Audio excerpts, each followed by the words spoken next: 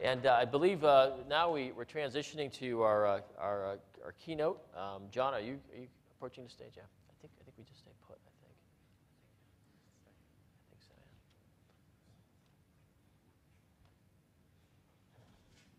Thanks. Good job. Enjoy working with you. Pleasure. Mike, good. Yeah. Thanks, Stu. Thank you very much. Extend your hand first, right? It's a pleasure to introduce someone who was born about 40 miles from here, I believe is right, in Rohtak, in a small town or village. Okay, and then went to the States to go to college and has had an absolutely stunning career to be the chairman of Deloitte LLP, which is the largest professional services firm in the world.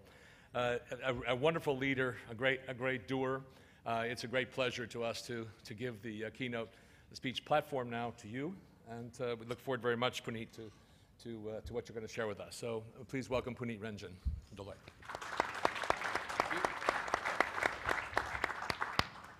Thank you, John.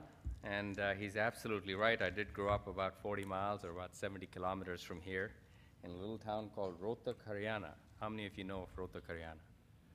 Say all the Indians know of Rohtak, Haryana. But Rohtak isn't an exceptional place. So for those who haven't much of a clue to Rohtak, Haryana, I don't hold that against you. But John, thank you for that introduction. I did have about 15 minutes with John. First time I've met him prior to this, and he is a fascinating individual. Now, there are a couple of stories that he told me that I don't think I can repeat. Yeah, but if you do get a chance to spend time with him, he is absolutely a fascinating individual, and I think he has a book in him, if not a movie. Some of the stories are probably ones that you don't believe are really true, but they are pretty exceptional. Well, good afternoon. And thank you for inviting me. A special thank you to the EastWest Institute for the invitation that they gave me. The summit holds significance for me both professionally and personally. Deloitte is a founding member and a sponsor of the summit. General Radigi, who's sitting up here, is chairman of the Deloitte Center for Cyber Innovation, has been a driving force behind this summit since its inception.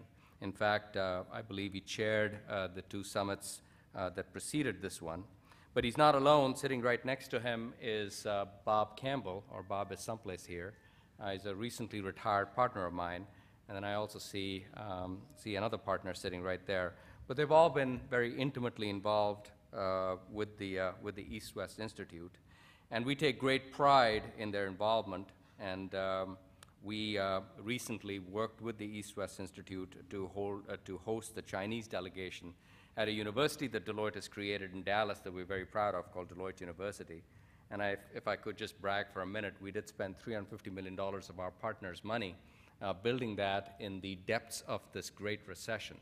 Now, where we came up with that idea right in the depths of this great recession, I don't know, but it is something that we're really very proud of. It's in Dallas, and it happens to be on the same ranch land that the chairman of this institute owns, Ross Perot. So again, we're very proud of that, and we were very proud of hosting the Chinese delegation there. I'm also delighted that this summit is being held in India. As John rightly said, I grew up here. I left when I was relatively young, but there are about 22,000 professionals working in 13 offices serving clients with distinction in India. And Deloitte has been in India for 115 years. We're very proud of it, and I'm personally very glad that we are having this meeting in India. So it's not only special for Deloitte, but it's certainly special for me. And if I could take just a minute to tell you a little bit about myself. I mean, I grew up, as I've said a couple of times, in Rohtak of relatively modest means.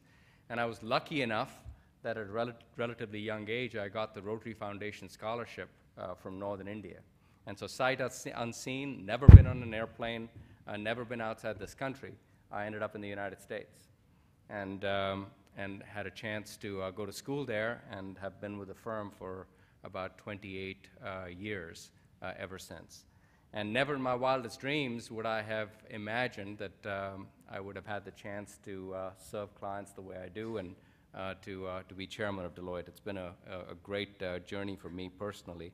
And the reason why I tell you this story is that our summit is about also people whose stories involve flight.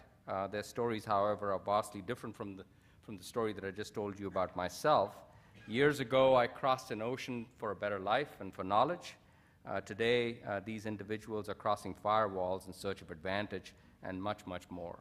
The authors of these stories are faceless, but their stories are revealed. We find them to be highly personal because ultimately their stories are aimed in some way at each one of us. They're persistent, they're absolutely relentless, and with a collective impact that is driving all of us at this summit to collaborate on a story that we must write together. And we really don't have much of a choice. Such is the test the world faces today. East to west, every nation shares a similar story. Cybersecurity is a story of immense challenge, and its scope is greater than any of us could have ever addressed on our own. That's why, and even the little time that I spent with John to understand about the EastWest Institute, and certainly the time that I've spent with Harry and with others from Deloitte, I grasp what EastWest does, and just the collaboration that it brings about is absolutely amazing. India's grasp grasps this reality, and I applaud it for entering into information sharing agreements about cybersecurity with the US, Japan, Korea, and I believe Finland. It only makes sense. Globally, India ranks third in internet usage with more than 100 million users. That number is expected to grow exponentially as more of India's citizens access the internet from mobile devices and tablets. And the prospects are significant. Current usage is transforming my homeland dramatically. The internet has been the means for millions of people in India to escape poverty, and it promises to change the lives of millions more. One of the biggest challenges, however, is connectivity.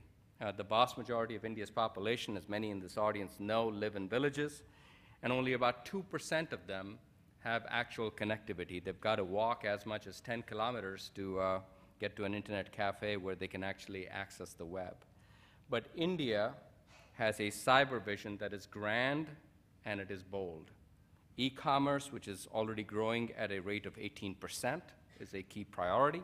E-government, which seeks to provide more than 1,200 services online, and e-education. And this is something, in just researching my speech, that I was absolutely fascinated by, where the Indian government is investing in this low-cost tablet called Akash, which I believe is a minor miracle in itself. And these tablets will take the place of textbooks that can be both expensive as well as very heavy for children to carry. Its delivery, Akash's delivery, is also a miracle, especially its delivery on a major scale. The government hopes to get all 220 million children, India's children, online.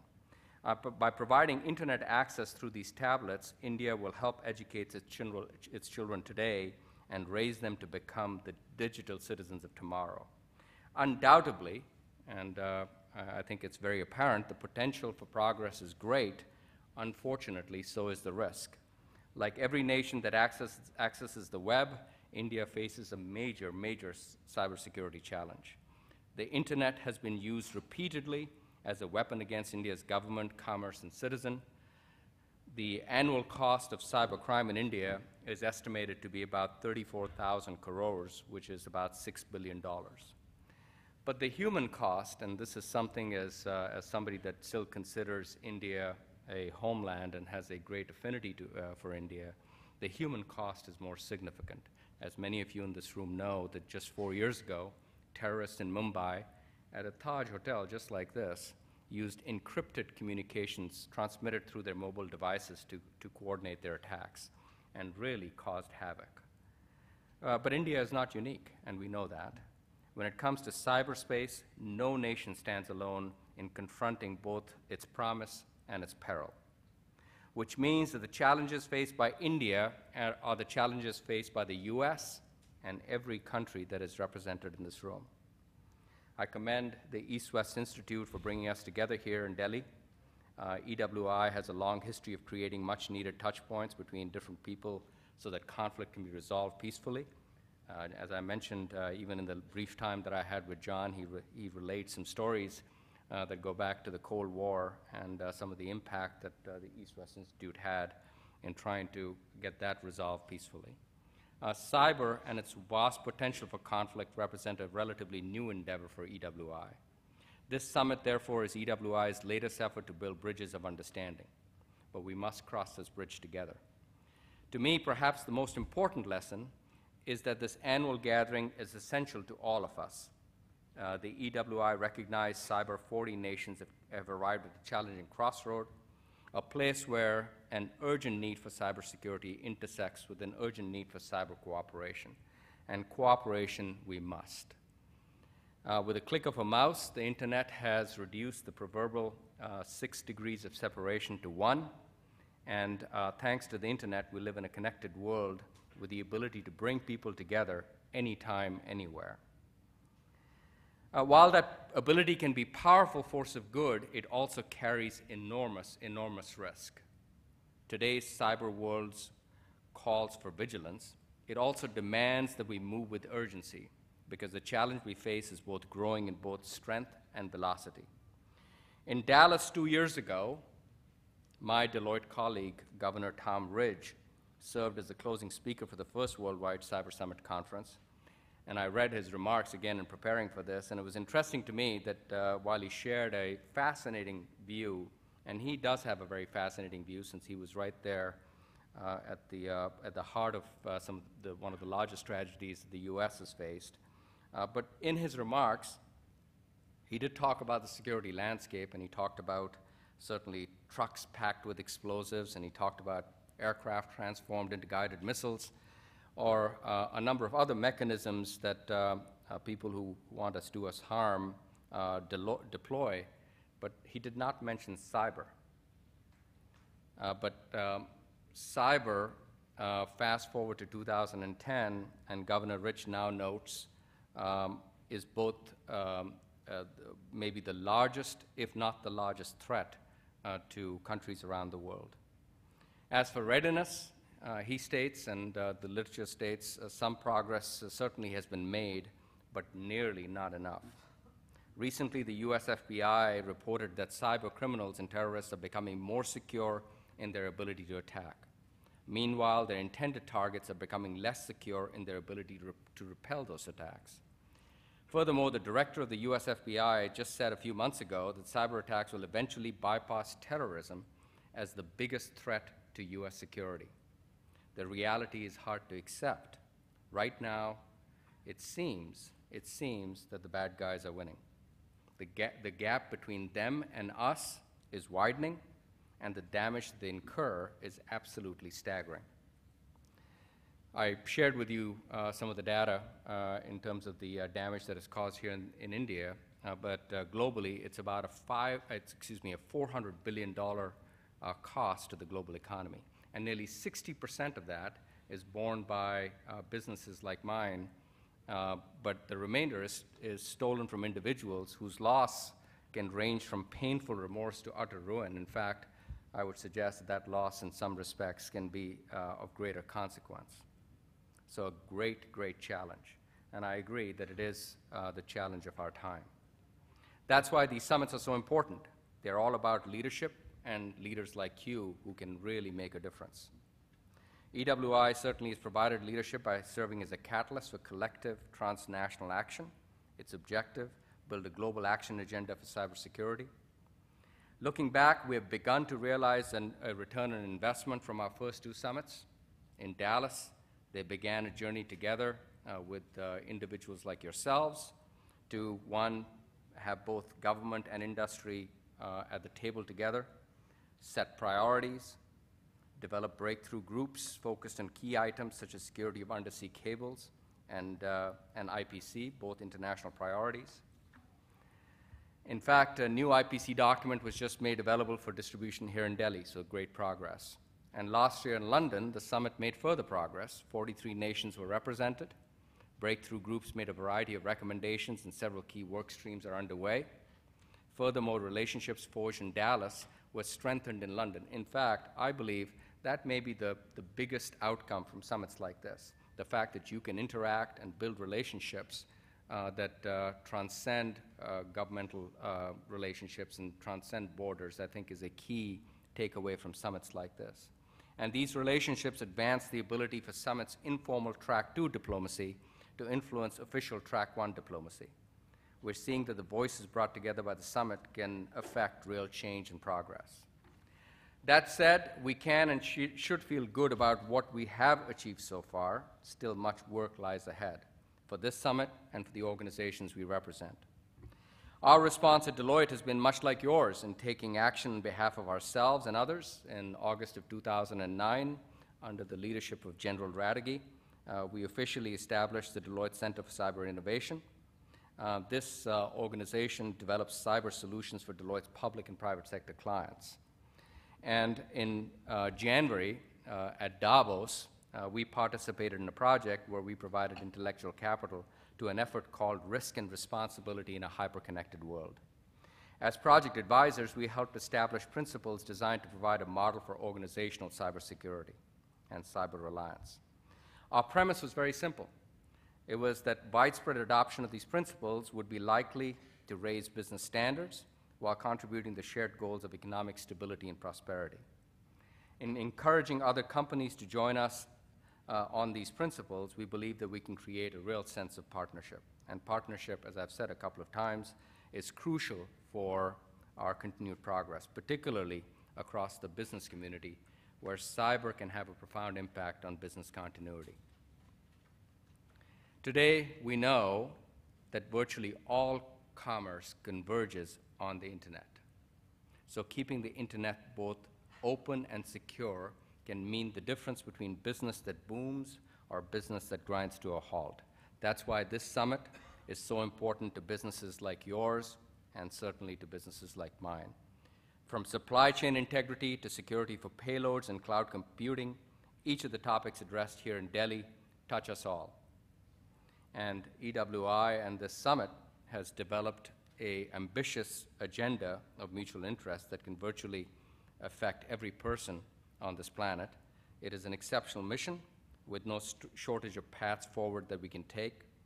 And so my question is, where should we go next? And without being very presumptuous, I have 3 suggestions. First, let's raise the global public awareness on the need for cybersecurity. And this one I actually have some passion.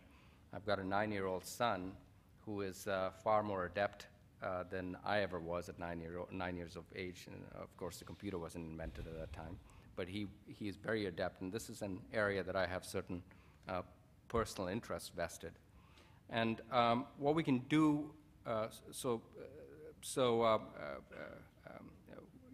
to really build that public awareness can start at this summit.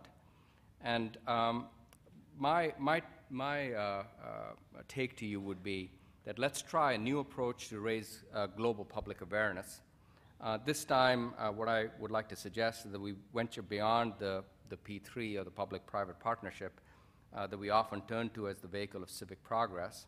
So let's embrace a more expansive sense of community, one that involves a partnership of public and private organizations as well as individual citizens to really raise the awareness of cyber security. Last year, 14 adults fell prey to cybercrime every single second. But what is even more disturbing, and that is why this has a great degree of passion on my account, is that with so many adults proven vulnerable, the potential for young people to be victimized is likely even greater. I suggest, therefore, that fundamental principles of cybersecurity be promoted not only in the workplace, but also in our homes and schools. A major portion of the young people who comprise the world's first tethered generation can be reached at home or at school, and promoting principles of cybersecurity to a broader and more inclusive community is a tremendous opportunity for this summit to demonstrate its leadership. As for the principles themselves, again, let's lead. At our next summit, I propose that we share with the world a set of cybersecurity principles that individual citizens can very easily follow. One principle that I envision echoes the perspective voiced recently by a senior official, again by the US FBI. He said, quote, "We must start protecting the information rather than the system. Again, we must start protecting the information rather than the system. With that guidance in mind, one of the principles we might articulate involves a cultural change for personal secure cyber activity.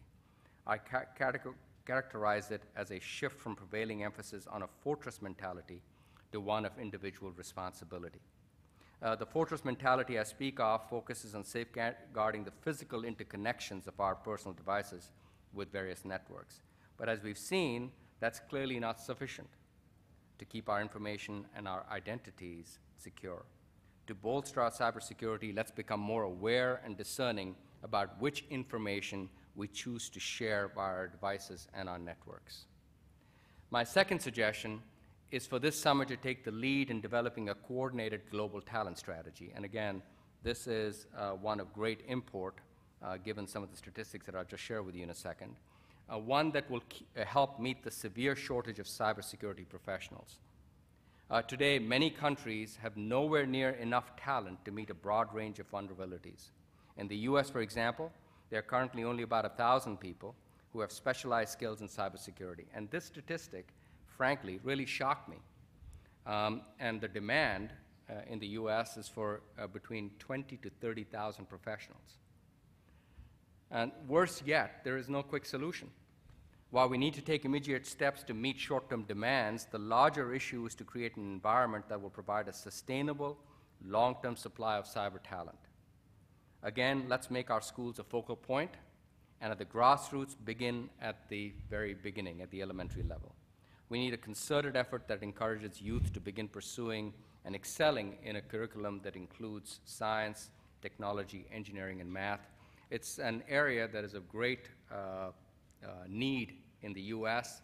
In fact, in the presidential debates that just happened, I think it was an area of focus. But it is something that we absolutely need to address. And I haven't been able to come up with any short-term solutions. I know in my own firm, cybersecurity talent is of great need. So if you have great ideas, I'm all ears. And the summit certainly can provide needed leadership. Each of us can use our relationship to reach out to those we know in government and in business, particularly in the Cyber 40 nations. Our request is for them to fund initiatives in education to help meet the need for cybersecurity. I am quite pleased that in the US, in the least, we've started making some headway. In particular, the University of Maryland, University College, again, Harry plays a lead role there. There are more than 3,000 students enrolled there in courses around cybersecurity. But talent is one area that we must focus on for not only the long term, but also for the short term. It's an encouraging start, the University of Maryland example that I gave you, but we need to do more. And India certainly can help lead the way. A few years ago, I was amazed to discover that India has more honor students than the US has students. A quarter of India's experts are in information technology. There's an incredible wealth of sophisticated expertise here. In fact, if I could digress for a second, right after this, I go speak to about 800 business students, and I find it fascinating when I come to India. I always give this statistic out. Deloitte hired 17,000 people in the United States last year. We looked at 435,000 resumes. It's harder to get into Deloitte than it is in many leading American universities. But what beats us every single time is when I go speak to the IIM tomorrow, as to how hard it is to get into one of these schools. For each seat, there are 680 applicants. The wealth of talent. And when I speak to this group of 800 students, I know that the IQ level of each of those individuals is far greater than my IQ level. It is absolutely fascinating. So India certainly has the talent pool and the resources to address this very great need, and should, rightly so, lead the way. The world can and should look to India as a model for technical leadership and a source of cyber talent, both here and certainly abroad. My third suggestion is for each of us to implement a mechanism that will measure our progress in becoming cyber secure. The launch of any new endeavor is exciting, and you certainly make news at each of these summits, and this summit is certainly no exception. But the burst of enthusiasm at the first summit of Dallas was palpable. The Institute gathered many people from many different countries to confront a common challenge, and I applaud them for doing that. But I also applaud them more for the accountability that they brought after that meeting and what they've done in between summits. What General Radke tells me is that the Institute measures how they're doing against certain goals, and that accountability is absolutely important. And I certainly know that as leading a very large organization, that you only get what you measure, and you only achieve if you hold people accountable. And so measuring our efforts against a set standard is a constant and is a reminder that if you want to make headway in cybersecurity, that's something that we must do. Again, in the spirit of suggestion, I suggest 3 criteria. First, the progress we make obviously must be measurable, as I've said, but we must put appropriate metrics in place that drive those results. As I've said, as leaders, all of us know that what gets measured is what gets prioritized, what gets funded, and what gets done. Of course, it will take some unit of measurement. A breakthrough for the summit could be to develop one that all of us can use. Perhaps something like a cybersecurity basis point that could measure our performance consistently across all of our efforts, large and small. We certainly at Deloitte would be glad to assist, either in choosing or developing a unit of measurement or in determining how to assess the effectiveness of efforts any of us may decide to undertake. Objective self-assessment has worked for my board at Deloitte, as I've said, and it can work for anyone by helping recognize when substantial progress has been made, or by helping recognize where greater efforts or greater resources may be needed. Second, our progress must be tangible and directed towards specific outcomes. This summit already has many examples to its credit. They include a set of recommendations developed by the US and China for fighting spam. I know I just walked in and one of the speakers was talking about that. A document developed by the US and Russia that provides an international cyber taxonomy for wording multilateral agreements in cyberspace, and a publication that addresses rules for governing cyber conflict and provides rules of engagement similar to the Geneva Convention and the Hague Convention. To provide the greatest value, the efforts of our own organization must be just as tangible. And just as the summit has done, they must make a real difference in the cybersecurity of our stakeholders. The third, and this is something that is near and dear to my heart, the progress must be attributable. And this quality is essential, I would suggest. Each of our organizations can proclaim the merits of our cyber mission. We can even document and offer evidence of our contribution. However, in the end, progress and the value it brings becomes most significant when it is attributed to us by others. Not because we want to bask in the spotlight, but because the recognition that comes with attribution helps our organizations set an example for others that yes, cybersecurity is possible. And I believe in this particular space, attribution is particularly important given some of the nebulous natures of cybersecurity. With growing recognition, each of our organizations can influence more people to help make cyber secure. And we'll need to build our critical mass if we are to confront these faceless opponents who are single-minded and well-funded. I believe this summit is a game changer. We are and can be an even greater force for the common good, but only if we continue to work together. Throughout history, people have joined by the domains that have connected them for millennia across land and sea, for more than a century through the air, for more than 50 years in outer space. Yet those 4 domains, land, sea, air, and space, have suddenly been rendered smaller by our newest domain. Cyberspace is the 5th domain, and it's here to stay. It connects us irrevocably to universal needs through technology that can be used either to satisfy or thwart those needs. Cybersecurity, therefore, matters to everyone. It certainly matters to us at Deloitte, and it certainly matters to business. Cybersecurity facilitates commerce, innovation, and the free trade of goods and ideas. It enables business continuity in a global marketplace that is open for business 24/7. It allows clients and customers to be cared for quickly and efficiently. It fosters trust and confidence in our capital markets, something very, very important. Such outcomes must be kept defended and enhanced, so let our commitment to a world that is cyber secure only grow stronger. Working together, we can meet this vast challenge of cyberspace and embrace the countless opportunities that it provides. Thank you for inviting me, particularly thank you for inviting me to Delhi to give me a chance to visit some family and friends as well. Thank you again.